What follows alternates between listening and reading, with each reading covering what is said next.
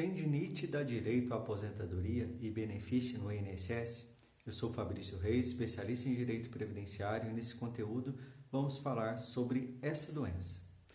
As lesões ocasionadas pela tendinite fazem com que diversos segurados busquem um benefício previdenciário e aposentadorias no INSS. Embora a tendinite possa ocorrer em várias regiões do corpo, em razão de um esforço repetitivo, geralmente essa inflamação afeta cotovelos, mãos, punhos e ombros. Segundo a Organização Mundial da Saúde, a OMS, a doença afeta 1 em cada 100 pessoas e, de acordo com o INSS, ela é considerada uma das causas mais recorrentes de afastamento do trabalho. Como se trata de uma questão bastante séria que pode gerar uma incapacidade temporária ou permanente para o trabalhador, preste atenção. Se você é segurado do INSS e sofre de tendinite, existem 3 benefícios previdenciários que podem ser solicitados: auxílio acidente, auxílio doença, que é um benefício por incapacidade temporária, aposentadoria por invalidez. A aposentadoria por invalidez ela é um benefício por incapacidade permanente. Nesse conteúdo eu vou explicar esses 3 benefícios e como você pode solicitá-los. Mas antes disso, o que é tendinite ou ALER e DORT? Conhecida por fazer parte do grupo de lesões de esforço repetitivos, ALER, ou de um distúrbio osteomuscular relacionado ao trabalho, a DORT, é também chamada de LER ou DORT, a tendinite que acomete os trabalhadores brasileiros com frequência. Ambientes sem condições ergonômicas adequadas, movimentos ininterruptos e a falta de pausas entre as atividades de trabalho podem ocasionar as lesões nos tendões. A Sociedade Brasileira de Reumatologia diz que, além dos esforços repetitivos, existem outras sobrecargas nocivas para o trabalhador. Excesso de força para a execução de tarefas e serviços executados com posturas inadequadas igualmente podem sobrecarregar os tendões dos trabalhadores. Por conta disso, você deve entender que a tendinite é considerada doença ocupacional, porque se trata de uma lesão desenvolvida a partir de exercício das atividades de trabalho. Quais as atividades podem desenvolver a tendinite?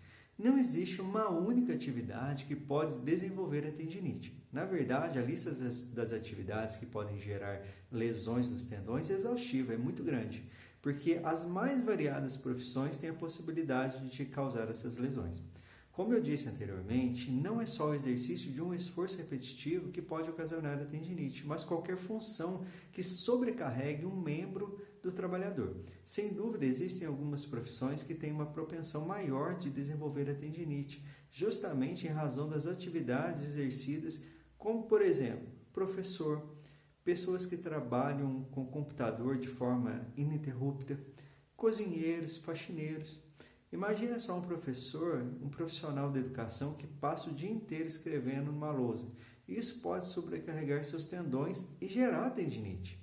Ainda pense num segurado que trabalha com computador de forma integral, com digitação e mexendo com o mouse de forma ininterrupta durante o dia. Nessa hipótese, por mais que seja tão necessário movimentar os braços, esforço e repetição ficam focados nas mãos e nos punhos do trabalhador. Além das possibilidades que eu já listei aqui, outros exemplos são os cozinheiros, faxineiros, que também têm uma repetição muito grande dos movimentos. Já que ambas as mãos e punhos exercem uma função muito repetitiva, por óbvio que as suas funções entram nas listas das atividades que têm chance de gerar tendinite. Você deve ter percebido que inúmeras atividades causam essa doença ocupacional. Talvez você só ainda não saiba quais os benefícios os segurados têm direito de solicitar. Seja pelo inchaço ou a dor excessiva na região afetada, seja pela dificuldade de trabalhar porque a sua função demanda muito esforço. Os sintomas da tendinite são variados. De qualquer forma, você precisa saber que existem essas três possibilidades de benefícios do segurado que tem a tendinite, a LER e a DORT. Mas falei tanto, né? E quais são esses benefícios que a tendinite pode dar direito? No início desse conteúdo, eu mencionei que se você é segurado do INSS, sofre de tendinite existem 3 benefícios previdenciários que podem ser solicitados junto ao INSS.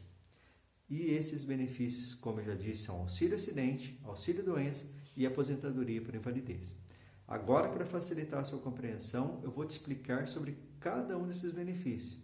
Fique atento para tentar identificar em qual desses 3 você tem direito. Auxílio acidente é um benefício destinado para quem sofreu uma redução parcial e permanente da sua capacidade de trabalho. Auxílio doença é um benefício por incapacidade temporária. A partir da reforma da Previdência, desde novembro de 2019, o auxílio-doença passou a ser chamado de benefício por incapacidade temporária. Portanto, se você está incapacitado de forma total, mas de forma temporária, seja em razão de uma doença, seja em razão de um acidente, você pode ter direito ao auxílio-doença. A aposentadoria por invalidez. Aposentadoria por incapacidade permanente, que também depois da reforma, esse benefício passou a ser chamado de aposentadoria por incapacidade permanente. Sendo assim, para ter direito à aposentadoria por invalidez, você precisa comprovar que existe uma incapacidade total e de forma permanente para o exercício da sua atividade de trabalho. Não importa que a sua falta de capacidade seja decorrente de doença ou por um acidente. As 2 alternativas podem conferir direito à aposentadoria por invalidez. Atenção! Cuidado com os requisitos da carência. Via de regra, tanto o auxílio-doença como a aposentadoria por invalidez exigem um requisito de carência de 12 meses.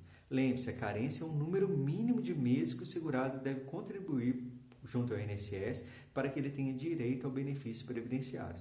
No caso da tendinite, pelo fato dela ser considerada uma doença ocupacional, isso faz com que o requisito da carência seja dispensado.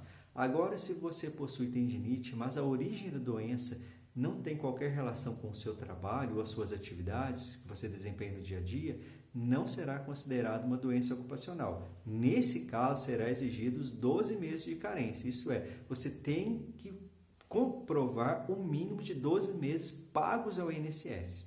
E quais são os documentos necessários? Não adianta você saber que a sua tendinite é relacionada à sua atividade de trabalho, mas não ter a documentação necessária para comprovar essa lesão.